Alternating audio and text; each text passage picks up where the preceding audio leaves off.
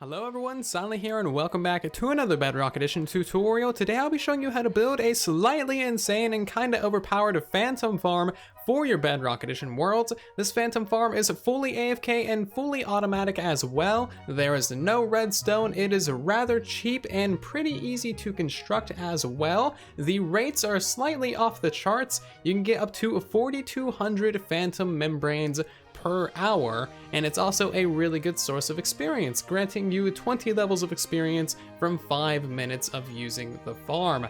Overall, this thing is kind of insane and definitely going to provide you with way more potions of slow falling than you could ever use. This farm also has the nice bonus of actually being able to be used during the daytime, which is something that you might not expect. So you might be asking yourself, why in the world would anybody want a phantom farm? Why even bother? Well, simply put, phantoms are an absolute menace and they deserve to be punished, and also it's Halloween time. Phantoms just deserve all the pain. They cause so much pain and suffering every day to millions of players, and this is a way to get just a little bit of revenge for all those poor souls. So yeah, you can also use these guys for repairing your elytra if you don't have mending, and also slow falling potions are an absolute lifesaver in the end dimension. If you haven't tried out slow falling potions, they are seriously amazing, like the second best potion in the entire game. So how exactly do you use this farm? Well, it's actually very simple. All you need to do is just not sleep for a couple of nights, and then simply come stand up here in the AFK chamber. Once you're in here, you'll have direct access to the sky, and a bunch of phantoms will start immediately spawning, and they basically won't stop spawning. They spawn extremely quickly because we are basically just, taking advantage of the game mechanics as we like to do with these farms. So as you can see, they try and swoop at us and dive bomb us, try and kill us. However, they get churned away by these walls, and then they simply get, kind of pushed up into that water stream and then go to the Nether. We have to send all of our phantoms to the Nether because there's actually too many of these guys to kill by hand. They would just back up your system and you wouldn't actually be able to kill them all at one time. So we're going to send them to the Nether and automatically kill them using some trident killers. As you can see, even if you have a ludicrous amount of phantoms, you will always be safe in this AFK chamber. So once we've used the farm for a couple of minutes, we are ready to go to the actual Nether side of the farm and kill ourselves a couple of phantoms. Now, of course, you want to actually use these Nether portals to get to your farm. I just don't have any other Nether portals in this world, so we're going to hop through here, and then we're going to go ahead and just kind of teleport out of this kill chamber. But yeah, as you can see, we actually have ourselves a fair few phantoms up there. You'll get about 100 phantoms every 5 minutes of AFK, which is a couple thousand phantoms per hour. And yeah, that is quite a few, as you can see. Now, because these guys kind of resist gravity and fly up towards the ceiling, we don't have a perfectly ideal kill chamber. We are using kind of a double trident killer, and as you can see, that does kill these guys fairly effectively. All their items fall down into the chest, and we can also gather up their experience through the corner as well. Now, as long as you are holding yourself a looting 3 sword, the looting 3 effect will actually be applied to all the phantoms. You don't have to do anything, you just stand there, and they all get looting applied to them, which is pretty awesome. So as you can see, this thing is pretty industrial, rather nice, and honestly, it's just kind of a cool farm.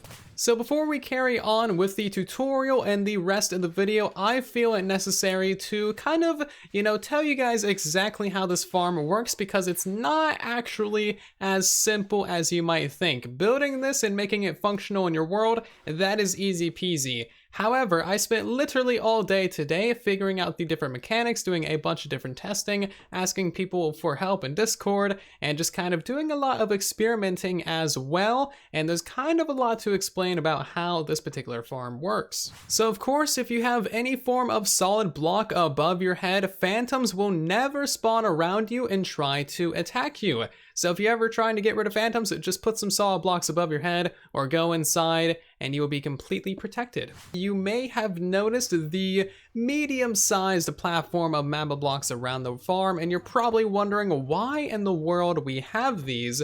this is technically the spawning platform for all of our phantoms to actually spawn on, and it doesn't allow anything except phantoms to spawn. So let me explain that real quick. As you can see, we have just kind of a generic flat plains biome over here. We have torch spammed everything in the area to prevent your normal monsters like creepers, zombies, skeletons, all those guys from spawning. Of course, those guys cannot spawn on magma blocks, however, phantoms technically can. So although the phantoms are spawning up there around the player, they're technically originating on the magma block platform. So the spawns start out in this area, and then of course the actual phantom gets summoned up there, which is a little bit strange, but that's just how these things worked. So for example, if you didn't have these magma blocks here, if you just had like this lit up field, you wouldn't get a single phantom because these torches and all the light is preventing the spawns. If you had torches on top of this magma block platform, same story, you wouldn't get any phantoms. And if you built this platform out of normal solid blocks, then you wouldn't actually be able to have only phantoms because you would have zombies and skeletons and guys spawning on here. And yeah, basically magma blocks is the only option. So as you can see, there's some fairly complicated mechanics going into the farm, but the actual construction of this farm is fairly straightforward and allows for a non-stop flow of phantoms all the time, making for a really efficient and pretty cool looking farm. I'm actually quite fond of this thing. And one more thing I do want to note is that you don't actually need to light up any caves in the area. The phantoms are a surface spawn, so anything in the caves or underground is not going to affect the rates of your farm. So before we hop into the tutorial, there's going to be a materials listed down in the description of the video for your convenience, of course. And also there's going to be a world download in the description as well, in case you just want to check this farm out for yourself, see how it works and try it out. Alright, so first thing is first, you need to find a good location for your phantom farm. Basically, you just want to find a nice big flat area of land, something that's not going to be too difficult to clear out, not too many trees, and also just a nice area to torch spam everything out of. You do not want to build this farm over an ocean, over any form of body of water, by any rivers, or in a snowy biome. Those are bad places to build this farm. Don't do it. You will regret it and the farm may not even work. So I would suggest that you find yourself maybe like a nice flat desert area, a nice flat plains area, just something nice, big, and flat. Oh, and of course, make sure it's not above Y75. The first big thing is going to be determining where you want the center of your farm to be. I just chose to put it, right here. This is just going to be the center of the farm. From here, you want to light up every single thing on the surface, going 60 blocks in every direction, all the way around the farm. And that way you prevent all the main hostile monster spawns on the actual surface. You don't want anything spawning on the surface. That'll take up the mob cap from your phantom spawns. So going up from there, you just want to have a ladder going up to Y75. This should end with a trapdoor, and when you're standing on top of this trapdoor, you should be, of course, at Y75. That is the middle coordinate.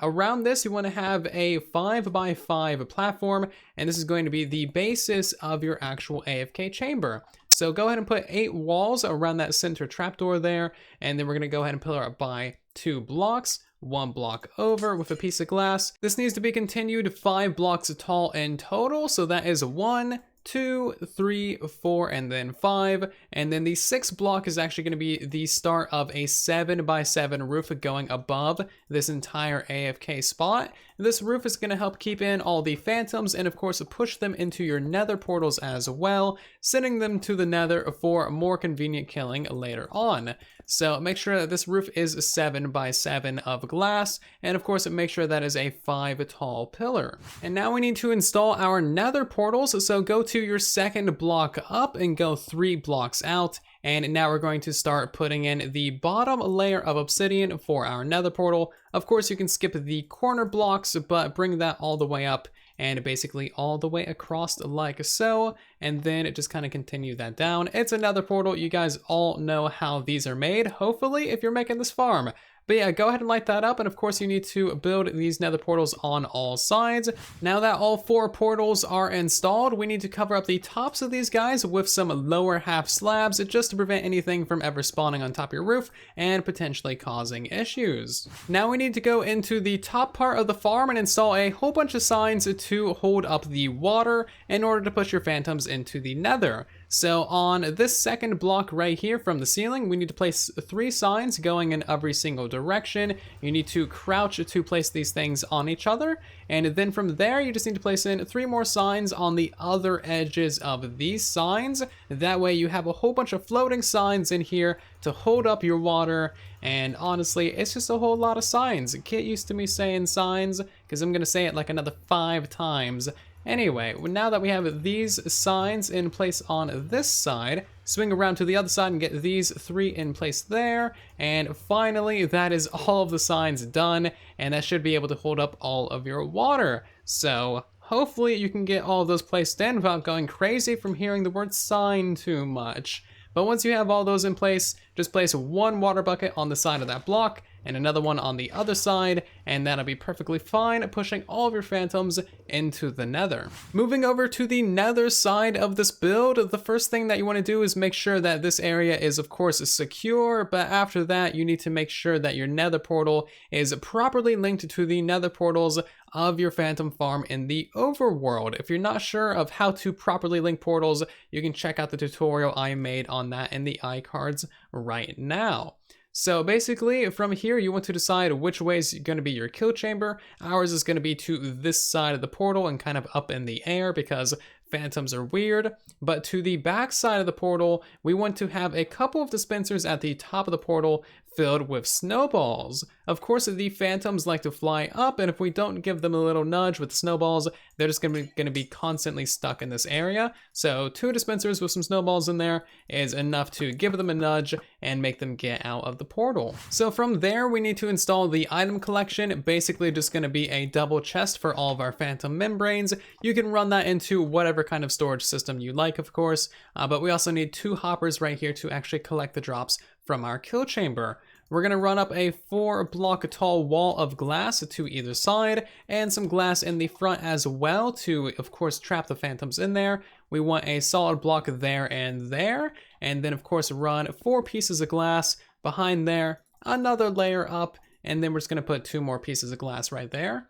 You want to get yourself a sticky piston facing inwards on that block right there, and another sticky piston facing inwards right there for our trident killers, and then a lower slab and a lower slab. Go ahead and get yourself 4 more pieces of glass right there. So grab some solid blocks, and you want to run a line of blocks just going all the way across, connecting up these 2 pistons like so. Go ahead and just place a repeater right here on 1 tick going into a block, and then put a block right underneath that one. Remove that one and place in a piece of redstone dust. We're going to place in a redstone torch right there with a block above it. That's going to create a clock, of course, and then you can put a lever pretty much anywhere on this entire circuit. You can put it like right there. That's a pretty valid off switch if you ask me. And then we want 2 pieces of redstone dust and 3 pieces of redstone dust on that side. Of course, this clock is like super ugly and kind of in the way and maybe slightly awkward. You can put this literally wherever you want. This is simply the simplest way of building it. But now what you want to do is you want to actually get up in here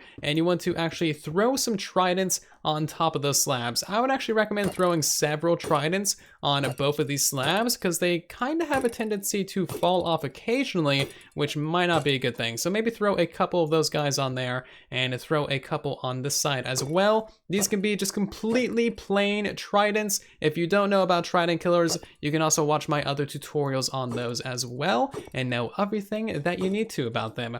But once you've thrown maybe a few too many on there, you can go ahead and just cover this with the 4 final pieces of glass, maybe fix up the ceiling that you completely broke, and now we can go ahead and actually flick that lever, and we should see those things stay on there and be totally good to go for killing some phantoms. So that is the nether side of your phantom farm completely done. There's nothing more to do over here, although I would suggest that you have another nether portal actually going back to the overworld, and that way you can access your your farm and access this kill chamber a little bit easier.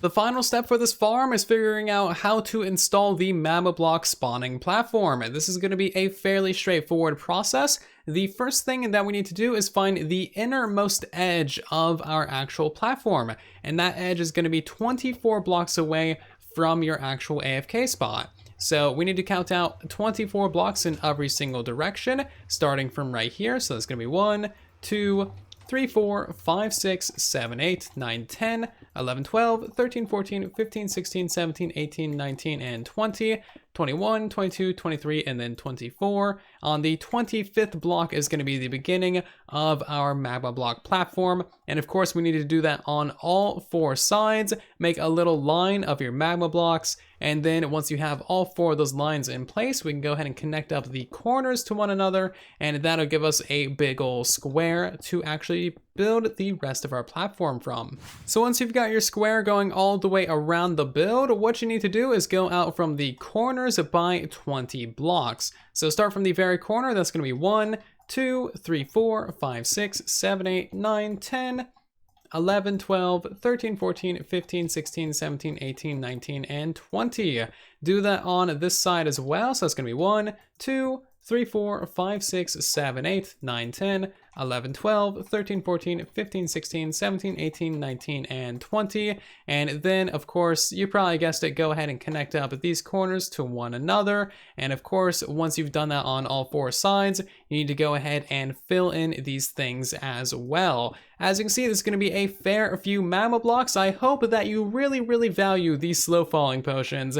Before you go ahead and fill in the entire platform, keep in mind that the corners need to be completely cut off on all 4 sides, as having magma blocks past this range is actually outside of the spawning sphere. It doesn't really matter how you cut off these corners. I think mine ended up being like a 15 block diagonal, but again, it really doesn't matter. Just build whatever you feel like building.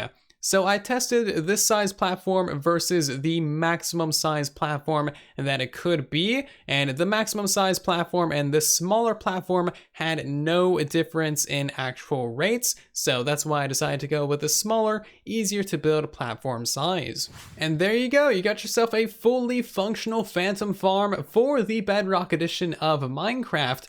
However, if you want this thing to work during the daytime, then you're going to need to do a couple bits more work. So first of all, you're going to need to put yourself a solid roof of stone going all the way above the entirety of the farm, and then you also need to cover that roof in lower half slabs as well. So this roof right here should be at 121 when you are standing on it, and the slabs should be, of course, at 122. And this is going to allow the phantoms to actually spawn underneath the roof, and of course spawn during the daytime as well. If you do decide to install a roof, make sure that you go right above your actual AFK spot and you pop a hole in the roof as well. I would suggest just putting a 3x3 in the roof. That way you have ample room for the phantoms to spawn. Now if we stand down here, we should see a couple of these guys spawn eventually. Yeah, there you go. So as you can see, this phantom farm is working during the day. If we were in survival mode, these guys would be immediately dive bombing us, and then the farm would still be working during the daytime. So honestly, a pretty awesome thing, and hopefully you guys do enjoy. If you have any questions or comments about this phantom farm, then of course let me know in a comment down below. I'm always trying to help you guys out as best as I possibly can. If you enjoyed this tutorial and want to see more of them in the future, be sure to join the silence by subscribing. I release a bunch of these Bedrock Edition tutorials. And also, if you did like this video, consider sharing around so other people can enjoy it too, or maybe just leave a like on the video, as that does help it out and the channel significantly. But otherwise, I'll see you all down in the comment section and in the next one. Thank you so much for watching, and then there was silence.